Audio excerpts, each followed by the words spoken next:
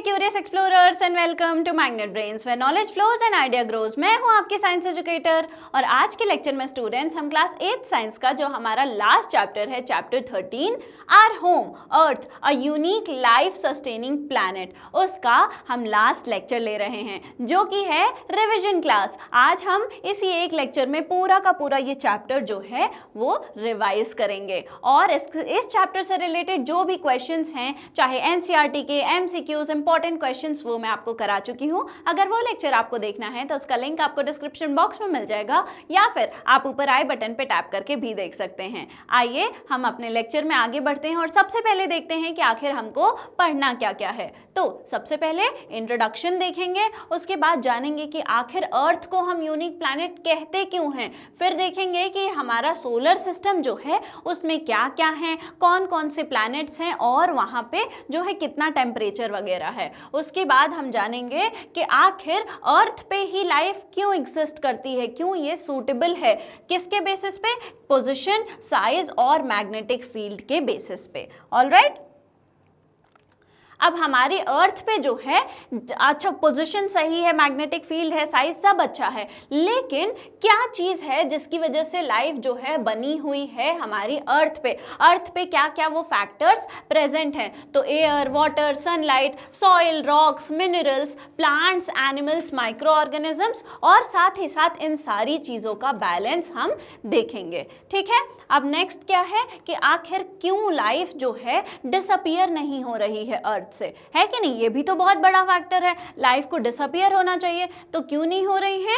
Asexual reproduction और sexual reproduction की वजह से। बेसिकली रिप्रोडक्शन की वजह से फ्यूचर जनरेशंस आती रहती हैं और अर्थ जो है लाइफ पर सस्टेन कर रही है। नेक्स्ट क्या है कि आखिर जो लाइफ अर्थ पे प्रेजेंट है उस पे क्या क्या खतरा है, क्या क्या थ्रेट्स है। ऑलराइट, आइए हम अपने प्रॉब एंड पॉन्डर से क्वेश्चन से इस चैप्टर की शुरुआत करते हैं। तो what do you think earth would look like if there were no life on it at all? क्या आपको कैसा लगता है कि अर्थ कैसी दिखेगी अगर उस पर कोई लाइफ ही ना प्रेजेंट हो? नेक्स्ट क्वेश्चन है, लाइफ जो है अर्थ पे बिलियंस ऑफ ईयर्स है तो आखिर क्या चीज़ें हैं कि हमारे यहाँ पे बहुत सारे मेजर चेंजेस होते हैं, अर्थ पे डिजास्टर्स आते हैं, फिर भी लाइफ यहाँ पर अभी तक प्रेजेंट है, ख़त्म नहीं हुई है। आखिर डॉग्स जो हैं वो अंडे क्यों नहीं देते हैं और हेंस जो हैं वो लाइव चिक्स को बर्थ क्यों नहीं देती हैं? अगर एक स्पेसशिप से आप सॉइल और वाटर भेज दें मार्स पे तो क्या वहाँ पे प्लांट्स ग्रो करने लगेंगे? ये सारे जो क्वेश्चंस हैं, और अगर आपके दिमाग में भी कोई क्वेश्चन आ रहा है तो उन सब के आंसर्स जो हैं हम इसी चैप्टर में अभी ढूंढेंगे। ऑलराइट, तो अब हम क्या है फाइनल चैप्टर पर आ गए हैं। अभी तक हमने जो भी चीज़ें पढ़ी हैं, जितने भी चैप्टर्स पढ़े हैं, अब हम क्या करेंगे उनका जो है एक साथ कंक्लूजन, जो भी चीज़ें पढ़ी हैं उन सबको यहाँ पर हम अप्लाई करेंगे। ठीक है, हाउएवर अब अर्थ जो है वो सिर्फ कोई एक ऐसा प्लैनेट नहीं है जो कि नॉर्मल आप बाकी सोलर सिस्टम में जो प्लैनेट्स देखते हैं, ये यूनिक है, ये स्पेशल है, ये हमारा घर है। क्यों? क्योंकि यहाँ पर लाइफ जो है वो सस्टेन करती है, लाइफ जो है वो प्रेजेंट है और बहुत वैरायटी है यहाँ पर। लैंडस्केप्स हैं, माउंटेन्स हैं, बहुत सारे ओशियंस हैं और डेजर्ट्स और फॉरेस्ट भी हैं। तो इतनी वास्ट वैरायटी है हमारी इन सारी चीज़ों की, और उसके साथ साथ ह्यूमंस प्रेजेंट हैं, अलग अलग तरीके के ऑर्गेनिजम्स प्रेजेंट हैं, तो बहुत ही डाइवर्स लाइफ जो है वो अर्थ पर प्रेजेंट है। आज हमारे सैटेलाइट्स जो हैं वो क्या करते हैं, हमको अमेजिंग पिक्चर्स लेने में हेल्प करते हैं। सैटेलाइट जो है स्पेस से अर्थ की अच्छी सी पिक्चर जो है वो भेजते हैं। जो ये पिक्चर है ये कहाँ से आई है? ये जो है इसरो का जो अर्थ ऑब्जर्वेशन सैटेलाइट है उसने भेजी है। अब ये सैटेलाइट ने एक बड़ी सी फोटो नहीं भेजी, 3000 जो है छोटी छोटी इमेजेस को जोड़ के, जैसे पजल जोड़ते हैं वैसे जोड़ के इस इमेज को बनाया गया है। ठीक है, अब भले ही ये जो है आपको बहुत सुंदर लग रही है लेकिन ऐसी कलरफुल इमेज नहीं आती है। ये कलर जो है हमको अलग अलग जगहों पर क्या चीज़ें प्रेजेंट हैं उसके हिसाब से हमारे लिए समझने के लिए ये कलर जो है दिखाए गए हैं। एक्चुअल में ऐसी इमेज जो है नहीं होती है।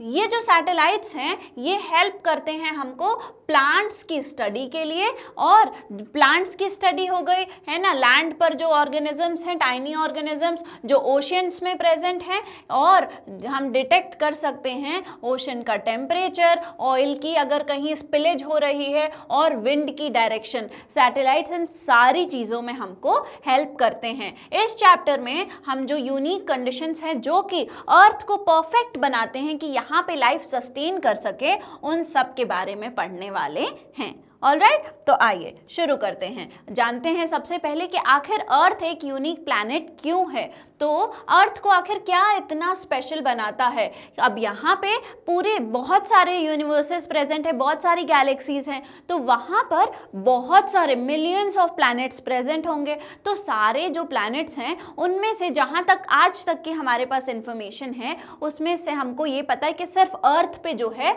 लाइफ पॉसिबल है। ठीक है, तो क्या आपने कभी सोचा है कि ये जो लाइफ फॉर्म जो है where all the life on earth actually exist, क्या आपने सोचा है कि चलो अर्थ पे चीज़ें पॉसिबल तो हैं, है ना, लाइफ सर्वाइव तो कर पा रही, लेकिन अर्थ के कौन से पार्ट पे जो लाइफ है वो एक्चुअली एग्जिस्ट करती है।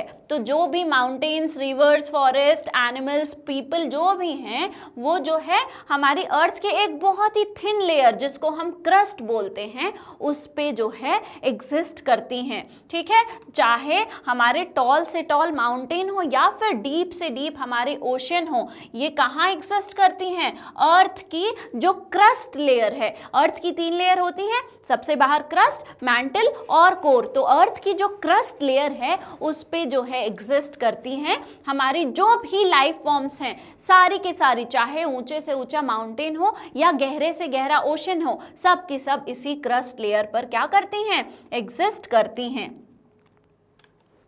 अब अगर मान लीजिए क्रस्ट लेयर की आपको मैं बताऊं कि आप कैसे इमेजिन करेंगे, मान लीजिए कि एप्पल जितना हमारा क्या है, अर्थ है, तो क्रस्ट लेयर इतनी पतली है कि एप्पल के ऊपर की जो पील होती है उतनी पतली लेयर है, और उतनी पतली लेयर सोचिए इतनी कैपेबिलिटी है उसमें कि वो जो है लाइफ को सस्टेन करवा पा रही है, और लाइफ जो है टोटली उसी पे जो है एग्जिस्ट करती है सारी लाइफ फॉर्म। ठीक है, ये जो डेलिकेट लाइफ सपोर्टिंग लेयर है जिसको हम क्रस्ट बोलते हैं, ये अर्थ को लिटरली बहुत स्पेशल बनाता है।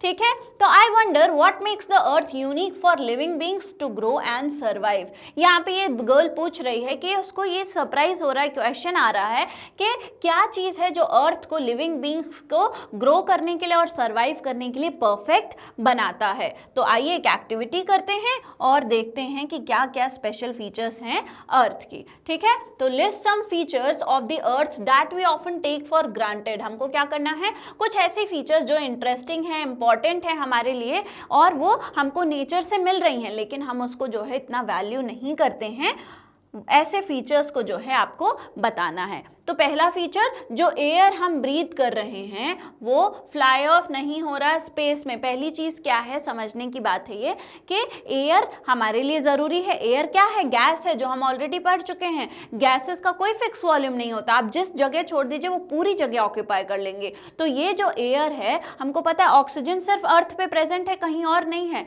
तो क्यों ऑक्सीजन अर्थ के पास ही है? ये ऑक्सीजन जो है जब खुले आसमान में है तो ये स्पेस में क्यों नहीं चली जा रही है? तो ये पहली चीज़ है जो हमारे पास प्रेजेंट है और ये हमारे वैल्यू की भी है। ठीक है, तो पहला क्या है, एयर। दूसरा, जिस ग्राउंड पे हम स्टैंड कर रहे हैं, जिस ग्राउंड पे हम खड़े हैं, हमको ग्रेविटी ने होल्ड करके रखा, नहीं तो हम स्पेस में उड़ जाते। तो ग्रेविटी भी जो है इंपॉर्टेंट है। तीसरा, सॉइल हो गया, वाटर हो गया। वाटर हमारे पीने के काम आता है, हेल्दी रहने के काम आता है, प्लांट्स के काम आता है। सॉइल जो है वो प्लांट्स को ग्रो करने में हेल्प करता है और वहाँ से हमको फूड और ऑक्सीजन मिलता है। तो ये जो सारे फीचर्स हैं ये किस लिए इंपॉर्टेंट है, हमारी ही सर्वाइवल के लिए इंपॉर्टेंट है। इट प्रोवाइड्स अस एयर, जो कि हम सांस लेते हैं, वाटर जो कि हम पीते हैं, सॉइल जो कि हमको क्या है, क्रॉप्स को ग्रो करने के लिए हेल्प करता है। अर्थ जो है हमको मटेरियल्स जैसे कि रॉक हो गया, टिम्बर हो गया, हमको अपना कंस्ट्रक्शन में ये सारी चीजें काम आती हैं, वो भी हमको अर्थ ही प्रोवाइड करती है। तो you must be curious to know what makes earth a unique planet which not only allows life like us to exist but also sustain it. तो अब आप जो है क्यूरियस हो रहे होंगे कि आखिर क्या चीज है जो अर्थ को जो है ऐसा बनाती, इतना यूनिक बनाती है कि लाइफ जो है यहाँ पर सिर्फ एग्जिस्ट ही नहीं कर रही है, सर्वाइव भी कर रही है और फ्यूचर जनरेशंस भी आ रही हैं। ठीक है, तो आज हम क्या देखेंगे कि what do planets of our solar system look like. जहां पे पहले लोकेशन देख लेते हैं अर्थ की और देखते हैं कि वहां लोकेशन की वजह से आखिर क्या क्या फायदे हैं अर्थ पे, क्यों लाइफ जो है सस्टेन कर पा रही है। तो हमारे सोलर सिस्टम में 8 प्लैनेट्स होते हैं, सब सन के अराउंड रिवॉल्व करते हैं ऑलमोस्ट सर्कुलर ऑर्बिट में। और ये जो हमारे सन है वो कैसा है, सन जो है सेंटर में है, उसके अराउंड सारे प्लैनेट्स रिवॉल्व कर रहे हैं। कहां से शुरू है, मर्क्यूरी, वीनस, अर्थ, मार्स, जुपिटर, सैटर्न, यूरेनस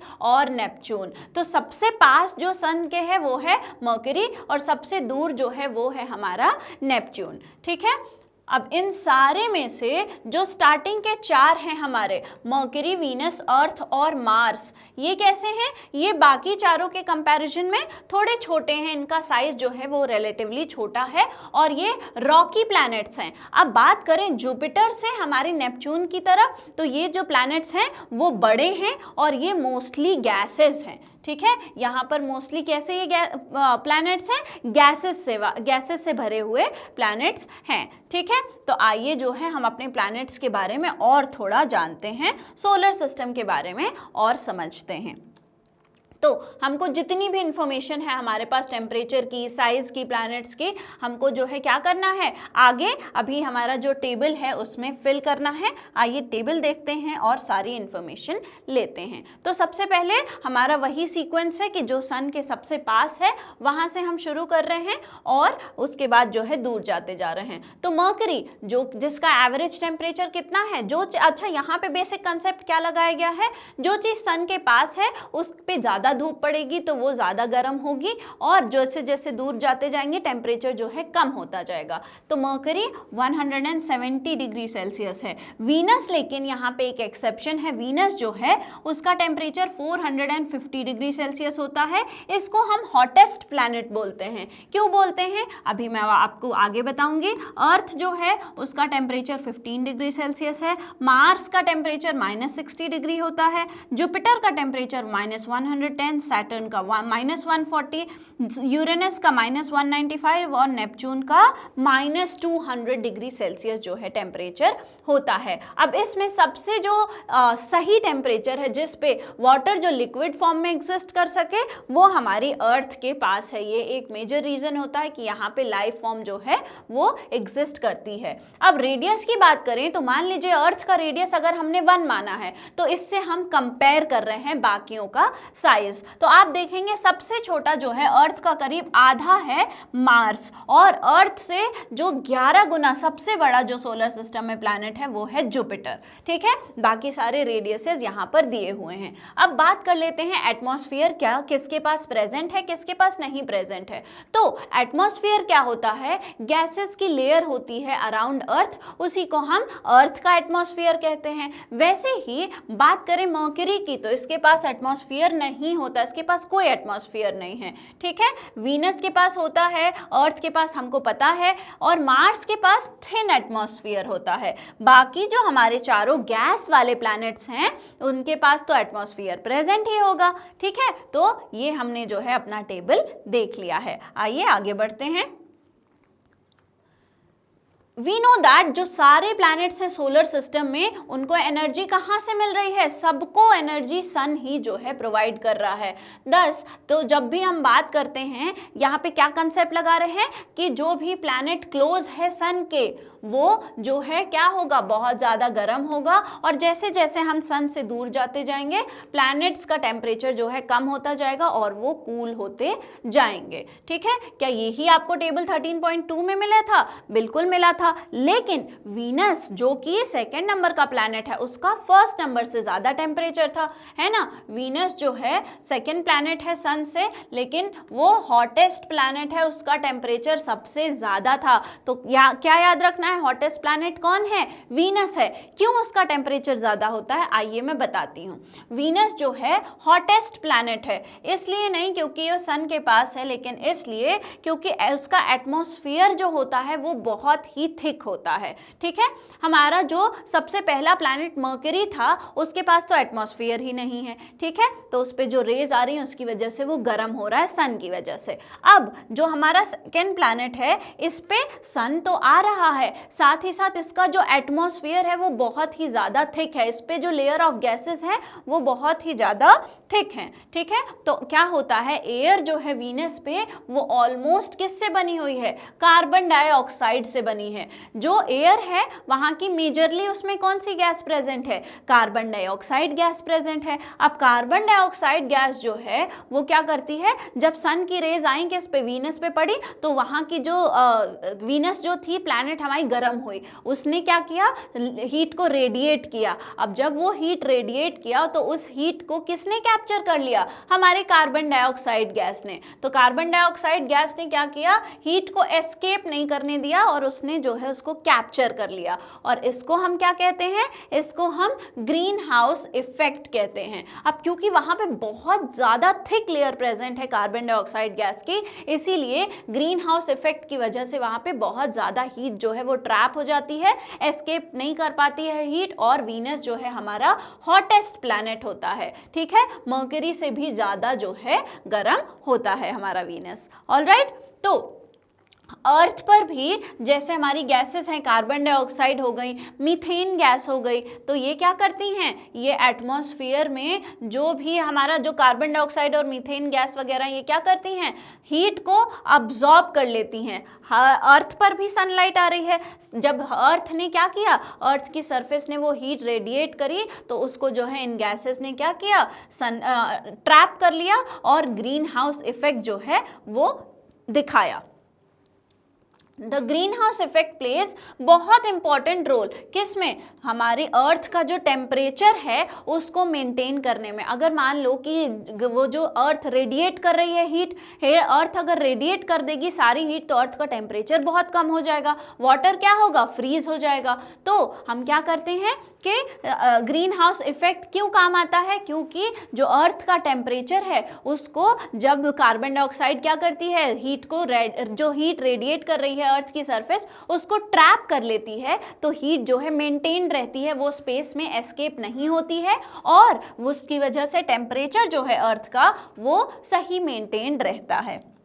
और स्टेप फर्दर में आइए ग्रीन हाउस इफेक्ट के बारे में हम थोड़ा सा और पढ़ते हैं। तो ग्रीन हाउस इफेक्ट जो है जो कि कॉज करता है प्लैनेट जैसे कि हमारा वीनस हो गया, अर्थ हो गया, इसको हीट ट्रैप करने में। ठीक है, हीट ट्रैप कर रहा है, ये हमने पढ़ लिया है। अब जैसे जो वीनस है, अर्थ है, वहाँ पे गैसेस हैं, कार्बन डाइऑक्साइड एटमॉस्फेयर में उन्होंने हीट ट्रैप किया जो कि अर्थ ने या फिर वीनस ने जो है रेडिएट किया था सन से गर्म होकर के। ये हो गया हमारा जो नेचर में ग्रीन हाउस इफेक्ट है वो।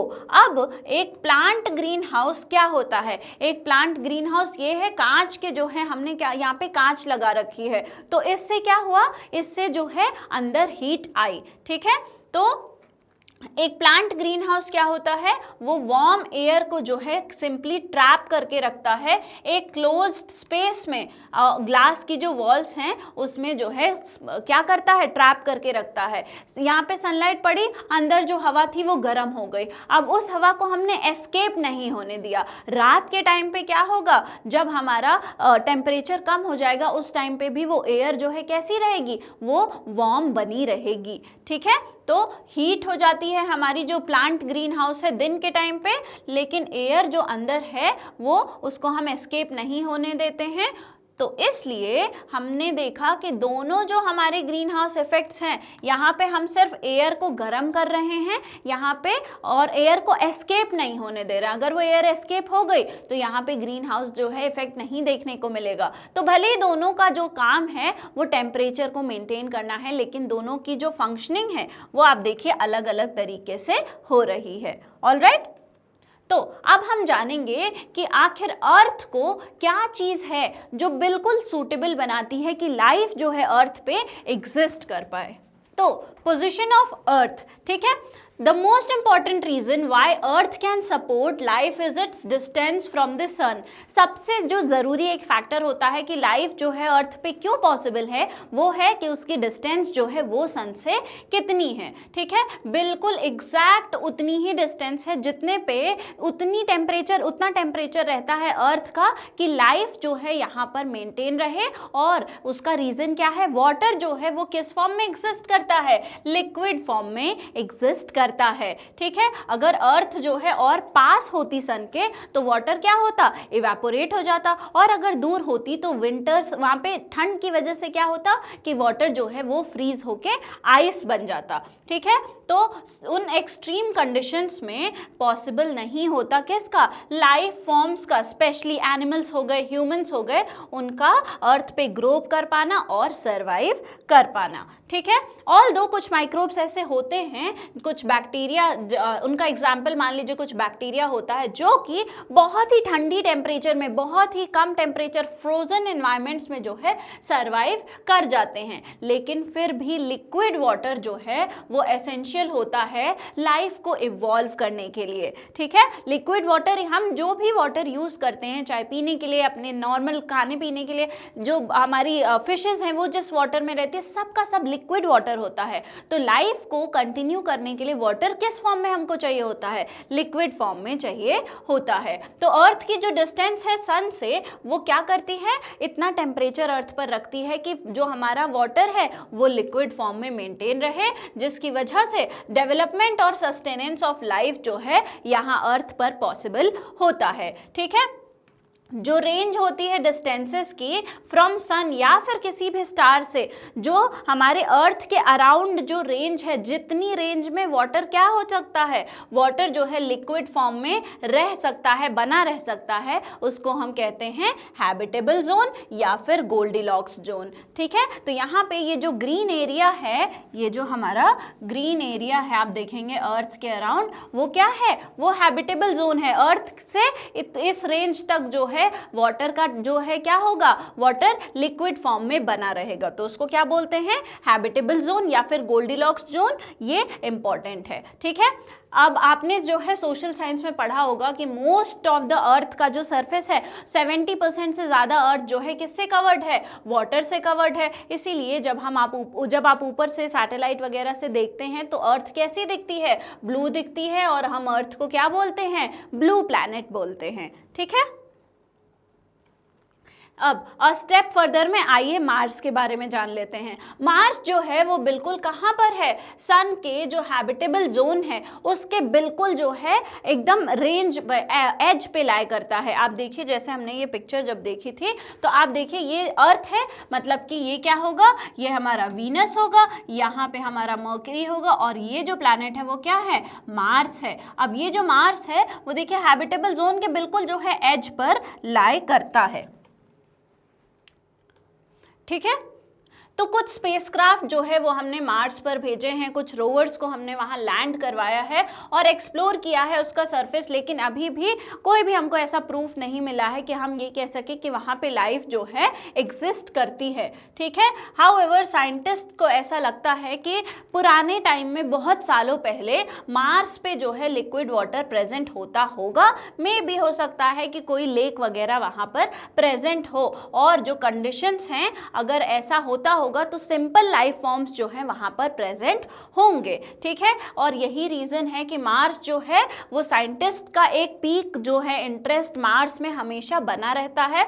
और ये ऑल्सो हमको ये भी रिमाइंड कराता है कि साइंस जो है हमेशा उसके पास फाइनल आंसर्स नहीं होते। साइंस में आप एक्सप्लोर करते जाइए, अपने इंटरेस्ट के बारे में पढ़ते जाइए, एक्सपेरिमेंट करते जाइए और आपके जो आंसर्स हैं नए नए आंसर्स आपको खुलते जाएंगे, आपके लिए नए नए दरवाजे जो हैं खुलते जाएंगे, ठीक है।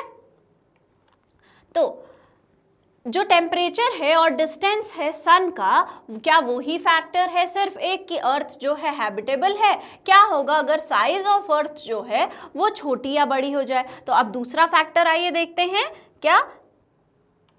साइज ऑफ अर्थ, ठीक है। तो और भी चीजें इंपॉर्टेंट फैक्टर्स हैं जो कि अर्थ को कैसा बनाती हैं, हैबिटेबल बनाती हैं कि वहां पर लाइफ जो है प्रेजेंट रहे। सोलर सिस्टम में जो ऑर्बिट्स हैं प्लैनेट के, उनको हम क्या मानते हैं कि वो मोस्टली जो हैं सर्कुलर है। अब इसकी वजह से क्या होता है, जो अमाउंट ऑफ सनलाइट आती है वो स्टेडी होती है, वो ऑलमोस्ट पूरी यूनिफॉर्म नहीं होती है। यूनिफॉर्म ना होने की वजह से अलग अलग वेदर होते हैं, लेकिन ऑलमोस्ट जो है कैसी होती है, वो सिमिलर होती है, स्टेडी रहती है थ्रू आउट द ईयर। तो क्योंकि ऑलमोस्ट यूनिफॉर्म हमको जो है सनलाइट मिलती रहती है। अब इसकी वजह से बहुत एक्सट्रीम, बहुत ज़्यादा गर्मी और बहुत ज़्यादा विंटर्स जो है मोस्ट ऑफ द प्लेसेस पे नहीं पड़ते हैं और टेम्परेचर जो है अच्छा बना रहता है, ठीक है। अब मॉडरेट जो टेम्परेचर हैं, क्योंकि सही डिस्टेंस पे है सन, सिर्फ ये एक फैक्टर नहीं है कि अर्थ जो है हैबिटेबल है, ठीक है। जो प्लैनेट है उसका साइज भी बहुत बड़ा रोल प्ले करता है।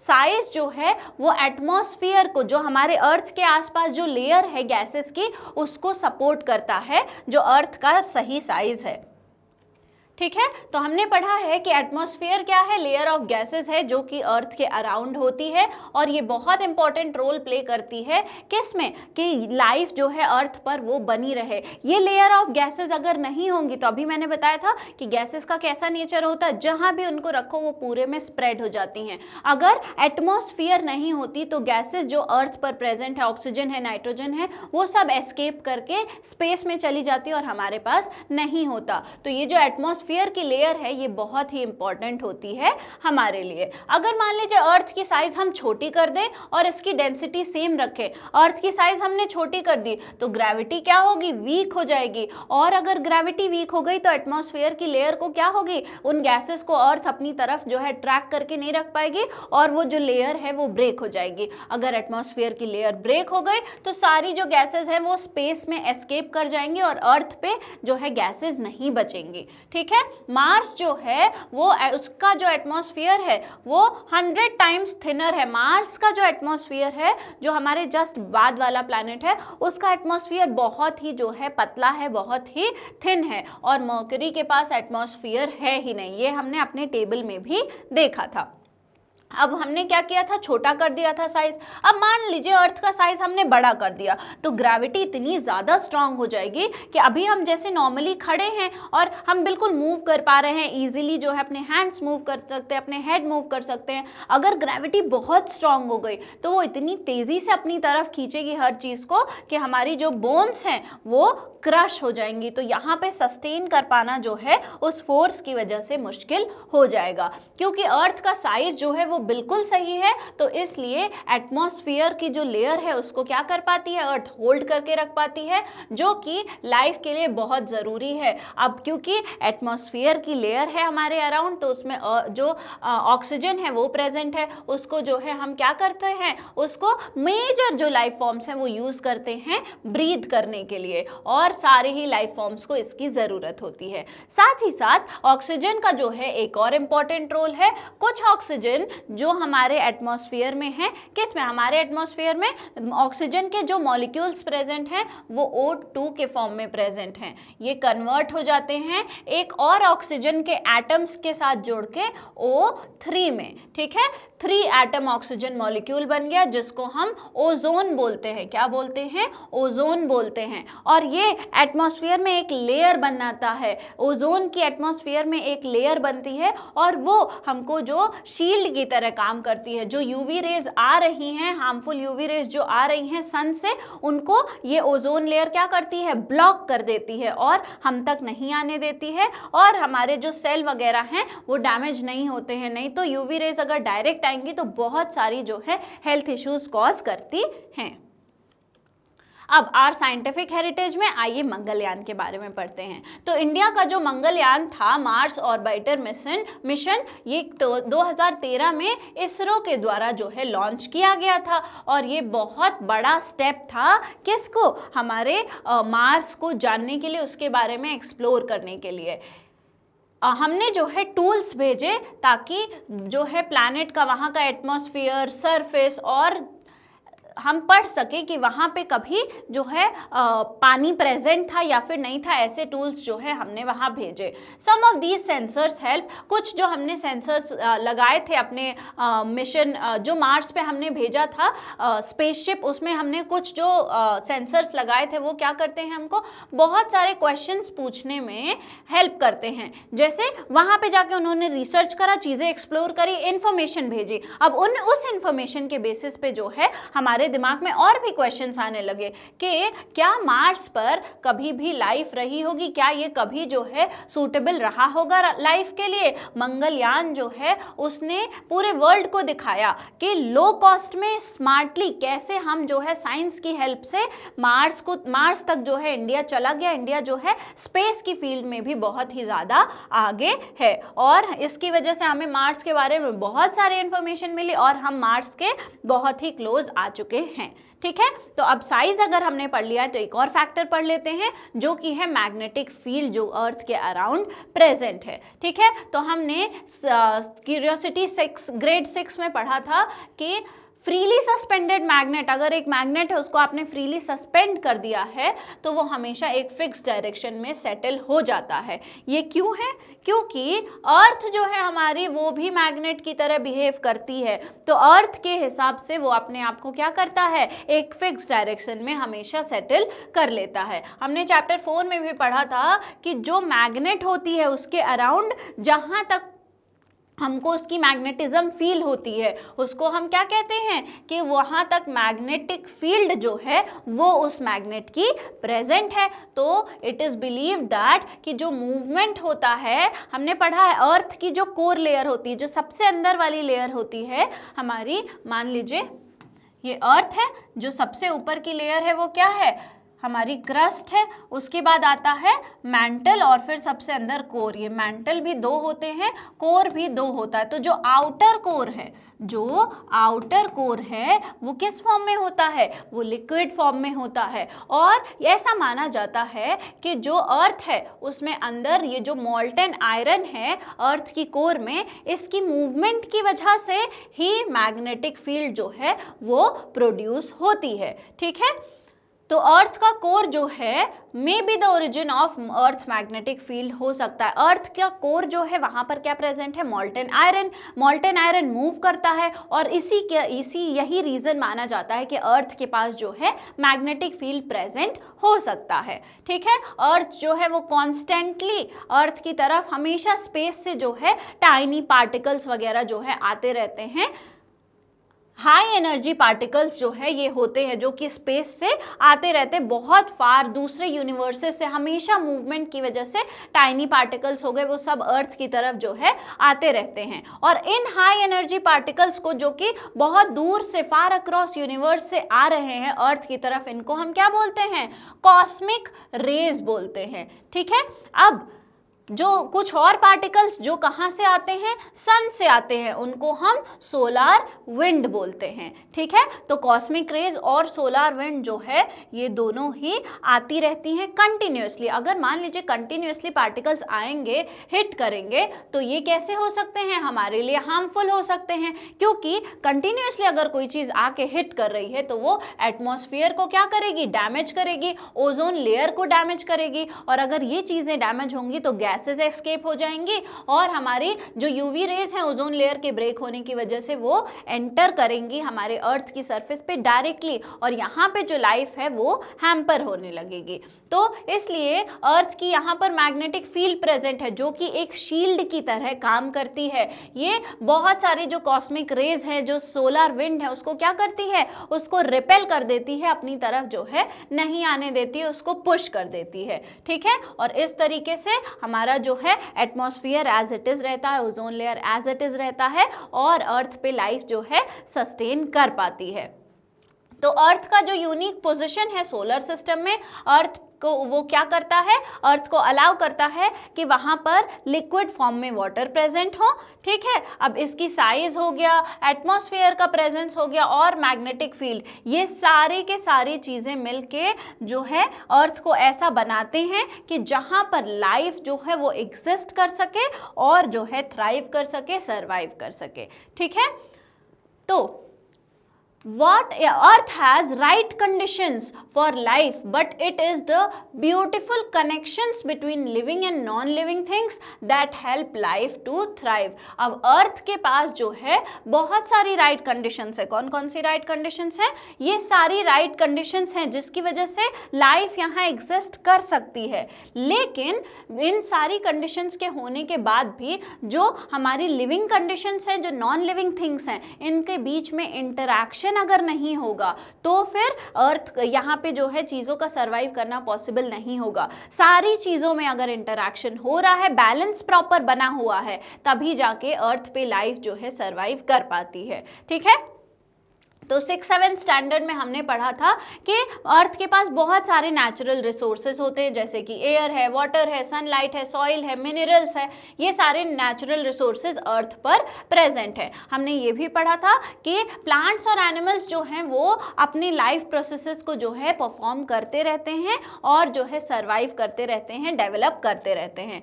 आइए हम एक्सप्लोर करते हैं कि ये सारे एलिमेंट्स जो हैं एक दूसरे से कैसे इंटरैक्ट करते हैं और कैसे लाइफ को अर्थ पे सस्टेनेबल बनाते हैं। ठीक है, तो पहले कुछ एलिमेंट्स देख लेते हैं, एयर, वाटर और सनलाइट है ये तीनों। ठीक है, तो हमको पता है कि एटमॉस्फेयर में क्या प्रेजेंट है, ऑक्सीजन प्रेजेंट है, जो कि रेस्पिरेशन में सारे के सारे ह्यूमंस हो गए, एनिमल्स हो गए, इन सब में, प्लांट्स में भी, रेस्पिरेशन की बात करें तो प्लांट्स में भी काम आता है कौन, हमारा ऑक्सीजन। सनलाइट की प्रेजेंस में प्लांट जो है कार्बन डाइऑक्साइड को अब्सॉर्ब करता है और क्या करता है, फोटोसिंथेसिस करता है। ठीक है, एयर और वाटर कहाँ से मिलता है उसको फोटोसिंथेसिस के लिए, सॉइल से मिलता है, और फोटोसिंथेसिस करके कौन सी गैस रिलीज करता है, ऑक्सीजन गैस जो है रिलीज करता है। यही ऑक्सीजन गैस सब कोई यूज करता है रेस्पिरेशन के लिए। हमने ये भी पढ़ा है कि रेडिएशन जो है अर्थ पे, रेडिएशन जो अर्थ रिलीज कर रही है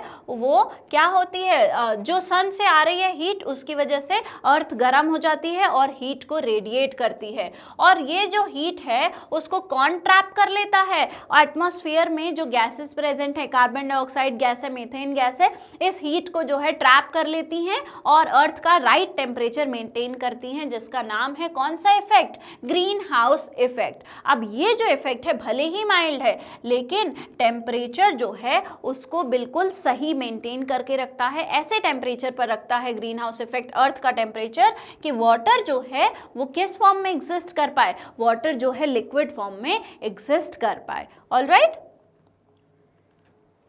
तो क्यूरियोसिटी ग्रेड 7 में हमने पढ़ा था कि हीट ट्रांसफर जो है वो 3 मेथड से होती है, पहला कंडक्शन, दूसरा कन्वेक्शन और तीसरा रेडिएशन। तो रेडिएशन के मेथड से भी हीट ट्रांसफर होता है, बिल्कुल।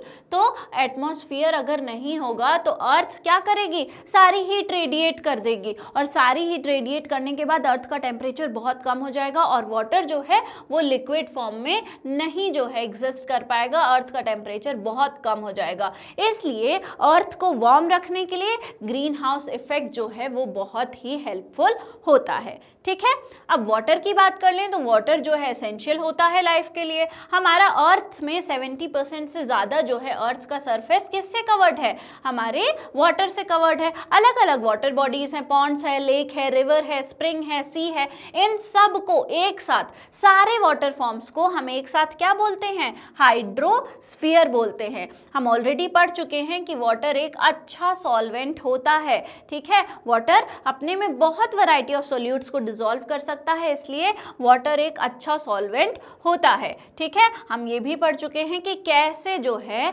हमारा जाइलम क्या करता है, वाटर को ट्रांसपोर्ट करके ले जाता है। उसने क्या किया, सॉइल से वाटर और मिनरल्स निकाले और ले जाके किसको दे दिया, जाइलम को। थ्रू वो वाटर लीव्स के पास चला गया प्लांट्स के, और वहां पे उन लीव्स ने उसको यूज किया। एनिमल्स में ये वाटर जो है बॉडी के टेम्परेचर को रेगुलेट करता है, डाइजेशन में हेल्प करता है, और हमारी बॉडी को हाइड्रेटेड रखता है, और हेल्थ के लिए, लाइफ के लिए बहुत ही ज़्यादा ज़रूरी होता है वाटर। तो भले ही पूरा जो अर्थ है उसका मेजर पार्ट जो है वो वाटर से कवर्ड है, लेकिन हमको ये पता है, लेकिन हमको जो है अभी भी ओशन इतना वास्ट है, इतना वाटर प्रेजेंट है कि उसमें रहने वाले बहुत सारे ऑर्गेनिजम्स के बारे में आज भी हमको कोई भी नॉलेज नहीं है। जो हाइड्रोस्फीयर है वो मिलियंस ऑफ लाइफ फॉर्म्स के लिए जो है घर है, टाइनी प्लैंक्टॉन्स हो या फिर बड़ी वेल फिश है, वो सब के सब जो है इसी हाइड्रोस्फीयर का पार्ट है। और बहुत सारे पार्ट्स जो हाइड्रोस्फीयर के हैं वो आज भी अनडिस्कवर्ड हैं और रेगुलरली जो है वो डिस्कवर होते जा रहे हैं। ऑलराइट, तो ओशंस हो गए, लेक्स हो गए, रिवर्स हो गए, ये सब क्या प्रोवाइड करते हैं, एक्वाटिक लाइफ को एक फेवरेबल, एक रिच एनवायरनमेंट प्रोवाइड करते हैं सर्वाइव करने के लिए, थ्राइव करने के लिए। ठीक है, फ्रेश वाटर जो होता है वो क्रॉप्स को ग्रो करने के लिए होता है, हमारी नीड के लिए भी जो है फ्रेश वाटर ही हमको लगती है। ठीक है, वाटर वेपर जो है एयर में वो क्या है, वाटर वेपर गया, क्लाउड बना, उसकी वजह से रेन या स्नो हुआ, और ये वापस से क्या हुआ, जो वाटर गया था हमारे अर्थ से वो वापस अर्थ के पास जो है लौट कर आ गया, और इससे क्या हुआ, रिवर्स फिल हो गई, लेक्स फिल हो गई, अंडरग्राउंड वाटर जो था वो भी क्या हो गया, फिल हो गया। ठीक है, रेनफॉल अफेक्ट करती है kinds of plant and animals को जो कि एक जगह पर रहते हैं। अब जिस हिसाब से जहाँ पर रेनफॉल होता है उसी हिसाब के प्लांट्स भी वहाँ पर जो है उगते हैं, तो इस तरीके से रेनफॉल का भी अफेक्ट जो है आपको देखने को मिलता है। जो मूविंग एयर है वो भी क्या करती है, अर्थ पे जो है हवा किस तरीके से चल रही है, हवा जो है उसका डायरेक्शन कैसा है, कोल्ड है, हॉट है विंड, उसके हिसाब से भी वेदर जो है वो डिसाइड होता है, रेनफॉल जो है वो डिसाइड होता है। और ये सारी चीजों का असर किस पे पड़ता है, जिस हिसाब से हमारा वेदर होगा, रेनफॉल होगा, वैसा ही जो है हमारे फार्मिंग की कल्चर्स होंगी, उसी हिसाब के जो है हम क्रॉप्स उगाएंगे, सीजन के हिसाब से ही क्रॉप्स को जो है उगाया जाता है। ठीक है, तो अब हम क्या पढ़ेंगे, सॉइल, रॉक्स और मिनरल्स के बारे में। तो हमारे पैरों के नीचे जो है अर्थ का जो क्रस्ट लेयर है वो एग्जिस्ट करता है, यहाँ पे रॉक, सॉइल, मिनरल्स ये सब प्रेजेंट हैं। अब भले ही ये आपको जैसे हार्ड लाइफलेस चीज़ लग रही होगी, लेकिन यहाँ पे अर्थ की जो क्रस्ट है उसके पास कैपेबिलिटी है कि वो बहुत सारी जो चीज़ें हैं, जो कि लिविंग चीज़ें हैं, उन सब को जो है अपने ऊपर सस्टेन करती है, उसको लाइफ देती है, सर्वाइव करने में हेल्प करती है। ठीक है, तो सॉइल जो कि प्लांट्स को ग्रो करने में हेल्प करता है, मिनरल्स जो कि हमको जो है क्या देते हैं, सॉल्ट देते हैं, कोल, ऑयल देते हैं, और हमारे जो मेटल्स जैसे कि आयरन एंड कॉपर हैं, ये सब हमको कहाँ से मिलता है, हमारे कोल, ऑयल, मेटल्स जैसे कि आयरन, कॉपर हैं, ये सब हमको कहाँ से मिल रहा है, ये सब हमको जो है अर्थ की ही लेयर से मिल रहा है। और ये जो आउटर लेयर है ये इकोसिस्टम को और ह्यूमन ह्यूमन लाइफ, दोनों को ही सपोर्ट करती है। जो बायोटिक कंपोनेंट्स है, एबायोटिक कंपोनेंट्स है किसी इकोसिस्टम के, उसके साथ साथ ह्यूमन लाइफ को भी ये सपोर्ट करती है। ऑलराइट, तो ये जो सॉलिड पार्ट्स हैं अर्थ के, इंक्लूडिंग मटेरियल्स जैसे कि हमारे रॉक्स हो गए, सॉइल हो गए, मिनरल्स हो गए, इन सब को हम क्या कहते हैं? जियोस्फीयर कहते हैं। वाटर बॉडीज को हाइड्रोस्फीयर, और जो भी हमारे हार्ड मटेरियल्स हैं अर्थ पे, जो सॉलिड पार्ट्स हैं, उनको जियोस्फीयर बोलते हैं।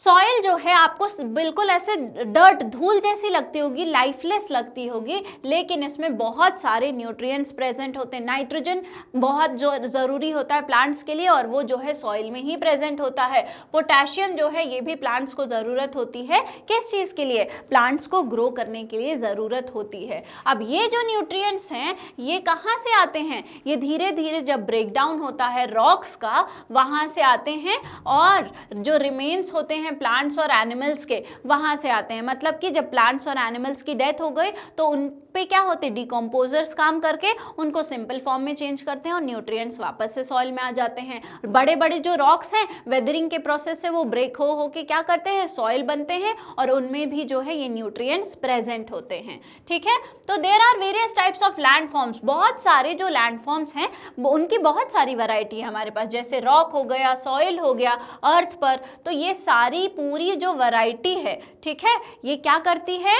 ये जो कि शेप करती है और ऑल्टर करती है किसको? हमारी चीजों को। This variety along with the processes that shape and alter them, जो हमारे रॉक्स हैं, सॉइल्स हैं, अलग अलग लैंडफॉर्म्स हैं, माउंटेन्स हैं, इन सारी चीजों के साथ साथ जो प्रोसेसेस हैं जैसे वेदर, रेनफॉल, ये सारे प्रोसेसेस एक साथ क्या कहलाते हैं? जियो डाइवर्सिटी कहलाते हैं। ठीक है, तो जो हमारा जियोस्फीयर है, जियोस्फीयर के साथ साथ जो हमारा एनवायरनमेंट है जो इसको उस हिसाब से बना रहा है, जो सॉलिड पार्ट्स को चीज़ें अफेक्ट कर रही हैं, वो प्रोसेसेस एक साथ क्या कहलाते हैं? जियो डाइवर्सिटी कहलाते हैं। ठीक है, और ये किस काम में आते हैं? यूनिक हैबिटेट, जहाँ पे अलग अलग लाइफ फॉर्म्स जो है सरवाइव कर पाएँ अर्थ पे, उसको बनाने में काम आती हैं। ये जो नॉन लिविंग पार्ट्स हैं नेचर के, जैसे कि सॉइल हो गया, रॉक हो गया, वाटर हो गया, ये सिर्फ बैकग्राउंड नहीं है, ये जो है बहुत ही ज़्यादा हेल्पफुल होती हैं। हमने अलग अलग तरीके देखे कि कैसे ये हेल्पफुल होती हैं लाइफ को अर्थ पे सस्टेनेबल बनाने के लिए। ठीक है, तो अब आइए लिविंग कंपोनेंट की बात कर लेते हैं। जैसे प्लांट्स हैं, एनिमल्स हैं, माइक्रो ऑर्गेनिजम्स हैं, अब हम इनकी बात कर लेते हैं।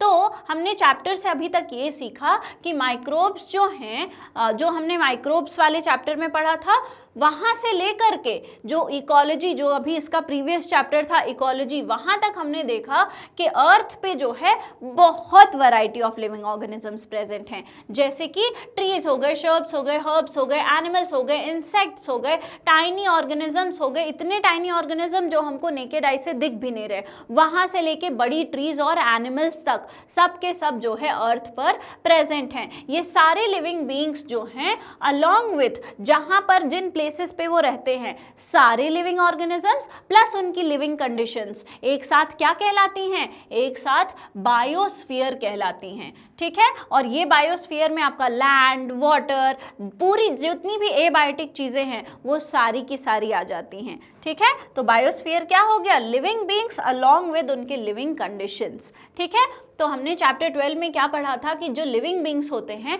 वो एक दूसरे पे डिपेंडेंट होते हैं, अपने एनवायरनमेंट पे डिपेंडेंट होते हैं, और इस इंटरैक्शन जो आपस में हो रहा होता है उससे उनकी लाइफ कैसी रहती है? स्टेबल रहती है। प्लांट्स जो हैं वो कैसे बनाते हैं फूड? फोटोसिंथेसिस से। एनिमल्स जो हैं वो प्लांट्स को खाते हैं या फिर दूसरे एनिमल्स को खाते हैं, और डीकम्पोजर्स जो हैं वो डेड मैटर को क्या करते हैं? ब्रेक डाउन करते हैं और उसको क्या करते हैं? वापस से नेचर में चीजें जो है भेज देते हैं। तो प्लांट्स को एक एनिमल ने खाया, प्लांट्स का न्यूट्रिएंट एनिमल में गया, एनिमल जब डेड हुआ तो वापस से उसको डीकम्पोजर्स ने क्या किया? वहां से सारा न्यूट्रिएंट सिंपल फॉर्म में वापस से सॉइल में भेज दिया, और उस प्लांट को न्यूट्रिएंट कहाँ से मिला था? सॉइल से मिला था। तो ये पूरा का पूरा जो न्यूट्रिएंट का साइकिल है वो ऐसे ही चलता रहता है। ठीक है, तो नेचर जो है एक साथ काम करती है, बिल्कुल एक सिस्टम में अच्छे से बिल्कुल काम करती है, अच्छे से कोलैबोरेशन में, ताकि लाइफ को जो है वो सपोर्ट कर पाए। ठीक है, अब इस बैलेंस की जो है क्या ज़रूरत है, आइए वो भी देख लेते हैं। तो क्या आपने कभी सोचा है कि इतनी सारी चीज़ें हैं अर्थ पर, आखिर वो बैलेंस में कैसे रहती हैं? आइए देखते हैं। अर्थ जो है वो बिल्कुल एकदम जायंट प्रोजेक्ट की तरह काम करती है कि बहुत बड़ा उसका नेटवर्क है, उसमें बहुत सारी चीज़ें हैं, जैसे कि नेचर है, वेदर है, लाइफ है, ये सारी चीज़ें जो है अर्थ पर ही एग्जिस्ट कर रही हैं। ये बहुत ही बड़ा लिविंग सिस्टम है जहाँ पर land, air, water, living things support करते हैं और अफेक्ट करते हैं एक दूसरे को। ठीक है, तो भले ही जो छोटे छोटे चेंजेस हैं एक प्लैनेट में, जैसे कि मान लीजिए आपने फॉरेस्ट कट कर दिया, आपको ये चेंज बहुत छोटा लगेगा, लेकिन ये जो है वहाँ की रेनफॉल को इम्पैक्ट कर सकता है, सॉइल की क्वालिटी को, एयर की क्वालिटी को, इनफैक्ट जो एनिमल्स वहाँ रह रहे हैं उनकी भी लाइफ को अफेक्ट करता है। तो हमने एक छोटा सा चेंज किया था, हमने सिर्फ जो है एक पार्ट डिस्टर्ब किया था, जैसे कि हमने फॉरेस्ट को क्या किया, कट कर दिया, उसका इम्पैक्ट जो है बहुत ही बड़ा हमको देखने को मिला। ठीक है, तो लाइफ जो थी अर्थ पर वो सिर्फ एक चीज़ की वजह से सरवाइव नहीं करती है, बल्कि जो पूरा का पूरा बैलेंस है कि सारी चीज़ें एक साथ अच्छे से काम कर रही हैं, पूरी चीज़ें टीम वर्क में हैं, सारे बायोटिक फैक्टर्स, सारे ऑर्गेनिजम्स, एबायोटिक फैक्टर्स, वो सब के सब जब एक साथ कोलैबोरेशन में काम करते हैं तब चीज़ें बैलेंस में रहती हैं, और इसलिए लाइफ जो है अर्थ पे क्या करती है, सपोर्ट कर पाती है। तो ये जो बैलेंस है वो ही लाइफ को जो है, वो ही हमारा जो प्लैनेट है उसको कैसा बनाता है, हैबिटेबल बनाता है। ठीक है, और इसीलिए प्रिजर्व करना, प्रोटेक्ट करना, हमारी इन्वायरमेंट को क्लीन एयर रखना, वाटर क्लीन रखना, सॉइल को, सारे फॉर्म्स ऑफ लाइफ को सिर्फ ज़रूरी नहीं है बल्कि बहुत ही ज़्यादा एसेंशियल है, क्योंकि अगर ऐसा नहीं होगा तो हमारा अर्थ जो है वो हेल्दी नहीं रहेगी और फ्यूचर जो है वो हमारा हेल्दी नहीं रहेगा। ठीक है, तो अब हम देखेंगे कि आखिर क्या चीज़ें हैं जो कि लाइफ फॉर्म्स को, कुछ एनिमल्स की तो डेथ भी हो रही है ना, तो वो जो है उनकी कम्युनिटी, उनकी जो पॉपुलेशन है वो ख़त्म क्यों नहीं हो रही है, तो ये डिसअपियर होने से क्या चीज़ बचाती है, आइए वो जानते हैं। अगर प्लांट्स और एनिमल्स जो हैं वो रिप्रोड्यूस नहीं करेंगे तो इवेंचुअली तो सब चीज़, सारे एनिमल्स क्या होंगे, डिसअपियर होने लगेंगे, प्लांट्स डिसअपियर होने लगेंगे।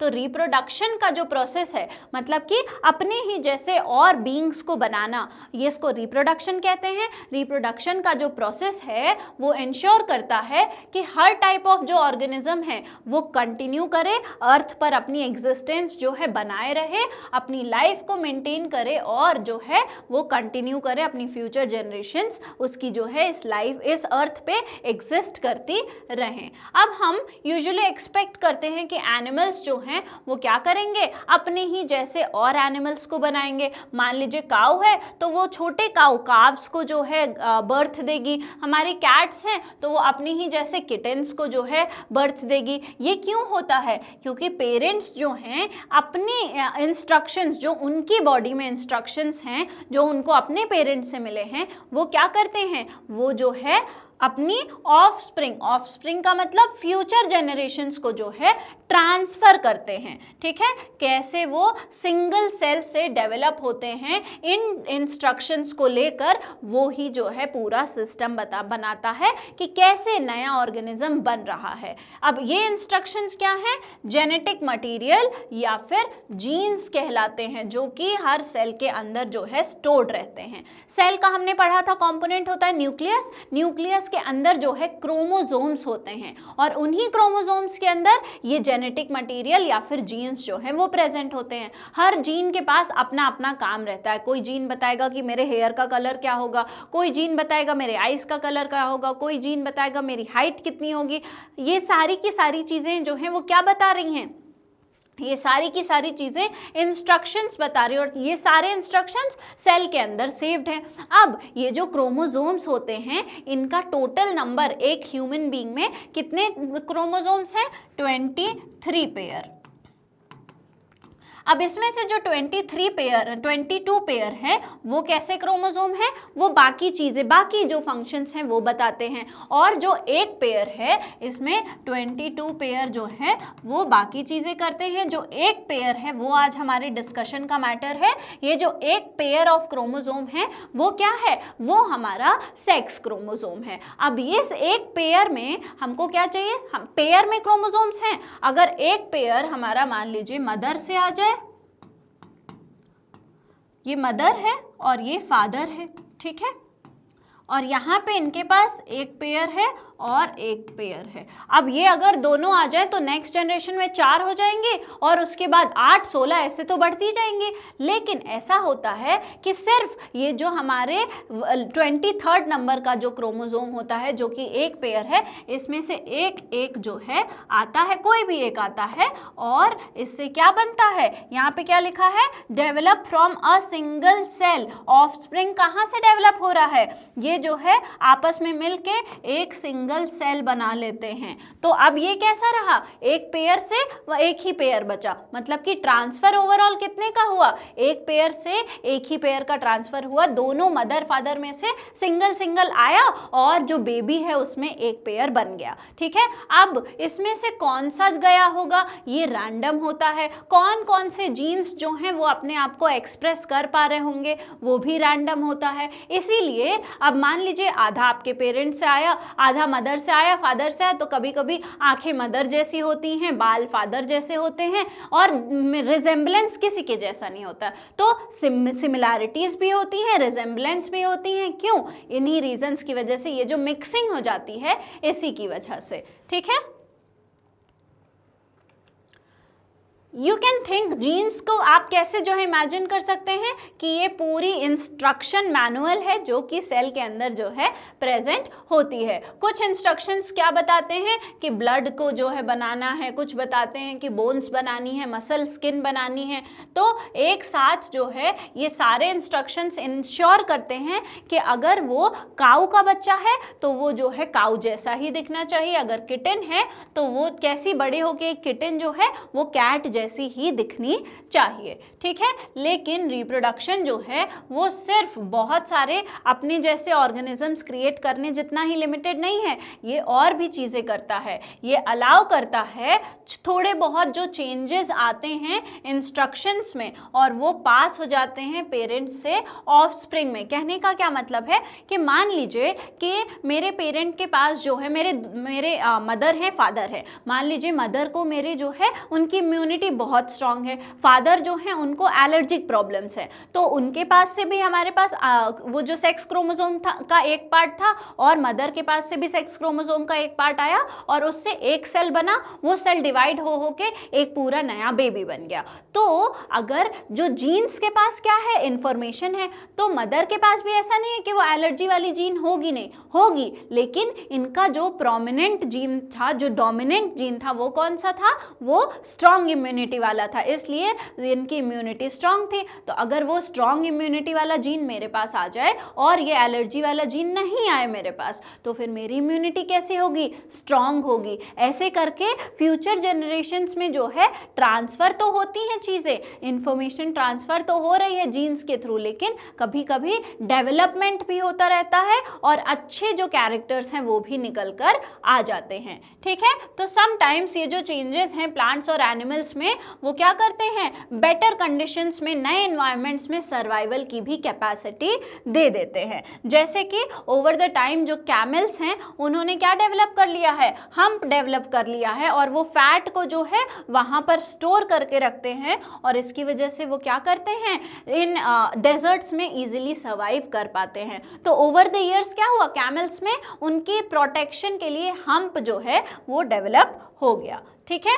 अब माइक्रोब्स जो है वो भी इवॉल्व करते हैं, कुछ बैक्टीरिया, जैसे कि आपने चैप्टर में पढ़ा होगा कि जो हम एंटीबायोटिक रेजिस्टेंस वाला चैप्टर पढ़ रहे थे उसमें आप देखेंगे तो उसमें क्या होगा कि जो बैक्टीरिया होते हैं वो कुछ टाइम के बाद ऐसे इवॉल्व हो जाते हैं कि वो जो है एंटीबायोटिक्स के लिए रेजिस्टेंट हो जाते हैं, है ना। तो वो जो है एंटीबायोटिक्स को सर्वाइव कर लेते हैं। तो ये भी किस चीज़ का है कि हम जो जीन्स हैं वो ऐसी हो गई कि उन्होंने जो है उनको उनको और ज़्यादा स्ट्रॉन्ग बना लिया। तो बहुत सारे जनरेशन से ऐसे चेंजेस जो हैं वो नए नए फीचर्स को हमको दिखाते आ रहे हैं और कभी कभी कंप्लीटली नए लिविंग बीइंग भी जो है बन जाते हैं, नए कैरेक्टर्स आते जाते हैं और बिल्कुल एक नया जो है लिविंग बीइंग बन जाता है। तो रिप्रोडक्शन सिर्फ जो है कंटिन्यूटी नहीं मेंटेन रखता है, ऑल्सो लाइफ को चेंजेस के हिसाब से अडेप्ट करने में भी हेल्प करता है। ठीक है। अब but how can the same process lead both to similarity and variation? तो हमारा जो ये रिप्रोडक्शन का प्रोसेस है उसकी वजह से सिमिलैरिटी भी दिख रही है कि जो एनिमल जो मान लीजिए काऊ है तो उसने काऊ को ही बर्थ दिया तो वो सिमिलैरिटी भी दिख रही है, लेकिन वेरिएशन भी दिख रहा है कि जो दो ट्विंस हैं वो एक जैसे नहीं है, ब्रदर सिस्टर एक जैसे नहीं है, मदर के जैसे फादर के जैसे कोई नहीं दिख रहा है। तो सिमिलैरिटी भी है कि ह्यूमन ने ह्यूमन को ही दिया, लेकिन उस ह्यूमन से कैरेक्टरिस्टिक्स डिफरेंट हैं, तो वेरिएशन भी हैं। आखिर ऐसा क्यों हो रहा है? और ये एक बहुत ही जो है फैसिनेटिंग पजल है। तो ये क्यों होता है ये मैंने अभी आपको बताया था कि हाफ और हाफ आके मिलते हैं और पूरा एक सेट बनाते हैं और वो सेल डिवाइड हो के क्या होता है, फिर पूरा एक ह्यूमन बीइंग बना लेता है। ठीक है। तो यहाँ पर दो टाइप के रिप्रोडक्टिव प्रोसेसेस होते हैं। ठीक है। पहला रिप्रोडक्टिव प्रोसेस क्या होता है, मोड ऑफ रिप्रोडक्शन जो है वो दो तरीके के होते हैं। पहला एसेक्सुअल होता है जिसमें कि जो यंग वंस हैं वो बिल्कुल अपने पेरेंट जैसे दिखते हैं, और दूसरा सेक्सुअल होता है जिसमें कि जो यंग वंस हैं वो अपने पेरेंट्स जैसे नहीं दिखते हैं, वो उनसे सिमिलर जो है नहीं दिखते हैं। ठीक है। तो एसेक्सुअल रिप्रोडक्शन में एक सिंगल पेरेंट क्या करता है, वो सिंगल पेरेंट एक ही सेल रहती है, वो डिवाइड होके दो सेल्स में बन जाती है, तो वो उसकी जो है फ्यूचर जेनरेशन कहलाती है और वो एग्जैक्ट कॉपीज होती हैं, जैसा वो पेरेंट सेल था उसके जैसी एग्जैक्ट कॉपीज होती हैं ये डॉटर सेल्स। अब सेक्सुअल रिप्रोडक्शन में क्या होता है, जो इंस्ट्रक्शन आते हैं दो पेरेंट्स से वो कंबाइन हो जाते हैं और क्रिएट करते हैं ऑफस्प्रिंग्स। ठीक है। और यहाँ पे क्या हुआ, मैंने क्या बताया, पेरेंट सेल से कंबाइन होकर जो है नए इंस्ट्रक्शंस आए और नए इंस्ट्रक्शंस ने जो है ऐसा जो है नया ह्यूमन बनाया जो कि सिमिलर नहीं था अपने पेरेंट्स से। ये शेयर करते हैं कुछ ट्रेड्स दोनों ही पेरेंट्स से, कुछ जो है ट्रेड्स दोनों पेरेंट्स से मिलेंगे और डिफरेंसेस भी दोनों पेरेंट्स से बराबर हमको मिलेंगे। इस मिक्सिंग की वजह से क्या होता है, यूजफुल फीचर्स जो हैं वो हमको नेक्स्ट जनरेशन में देखने को मिलती हैं। बहुत सारी जनरेशन्स तक ये जो छोटे छोटे डिफरेंसेस होते हैं वो ऐड होते रहते। जैसे कैमल का एग्जाम्पल लिया था, धीरे धीरे उसमें क्या हुआ, हम्प जो है बनने लगा और फिर अब जो है कैमल्स में हमको बड़ा हम्प देखने को मिलता है। तो धीरे धीरे छोटे छोटे चेंजेस एड अप होके बड़ा डिफरेंस जो है देते हैं, इनफैक्ट नई लाइफ फॉर्म को भी क्रिएट कर देते हैं। तो आइए देखते हैं रिप्रोडक्शन के बारे में, समझते हैं रिप्रोडक्शन के बारे में। तो पहले एसेक्सुअल रिप्रोडक्शन के बारे में पढ़ेंगे। तो बहुत सारे जो प्लांट्स हैं वो रिप्रोड्यूस करते हैं अपने ही पार्ट से। प्लांट्स का कोई भी एक पार्ट लिया हमने, उसको कट किया और वो जो है क्या बन गया, वो बन गया हमारा नया प्लांट। उसको हमने सॉइल में लगा दिया, वो नया प्लांट बन गया। ठीक है। तो बहुत सारे प्लांट्स जो हैं वो रिप्रोड्यूस करते हैं जब उनका कोई पार्ट, प्लांट का कोई पार्ट जैसे लीफ है, स्टेम है, रूट है, उसको जो है हम प्लांट कर देते हैं सॉइल में। तो जब अपने ही पार्ट से बन रहा है तो उसको हम क्या बोलेंगे, वेजिटेटिव प्रोपगेशन बोलेंगे। ठीक है। तो इस एक्टिविटी में आइए हम जो है थोड़े बहुत वेजिटेटिव प्रोपगेशन के एग्जाम्पल्स ले लेते हैं। तो आपको जो है कुछ प्लांट्स के स्टेम कटिंग ले लेनी है, जैसे कि मनी प्लांट का आपका जो पटेटो, उसकी जो आईज होती हैं उस पर जब वो स्प्राउट ग्रीन ग्रीन कलर के निकलते हैं उस वाले पार्ट को जो है आपको काट लेना है और एक पीस ऑफ जिंजर लेना है। आपको जो है क्या करना है कि इन सब को मॉइस्ट सॉइल में रख देना है। आप मनी प्लांट को नॉर्मल जो है कांच की बॉटल में पानी डाल के भी रख सकते हैं, आपके लिए देखने देखना ईजी होगा। और बाकियों को जो है हमको वो सारी कंडीशंस प्रोवाइड करनी है कि सही लाइट मिले, वाटर मिले, उतना मॉइस्चर मिले, टेम्परेचर मिले, हर चीज़ जो है हमको क्या करना है, उनको देना है ताकि उनकी ग्रोथ में जो है हेल्प हो। अब हर रोज़ इसको जो है आप ऑब्जर्व करिए और देखिए कि लीव्स वगैरह अपीयर होने में कितना टाइम लग रहा है। तो आप देखेंगे कुछ दिनों बाद जो है कि वो जो हमारी जिंजर थी, जो पोटैटो थी, उससे जो है उसकी शूट निकलना चालू हो गई। पहले पतली ग्रीन स्टेम निकलेगी, फिर लीव्स भी बनना जो है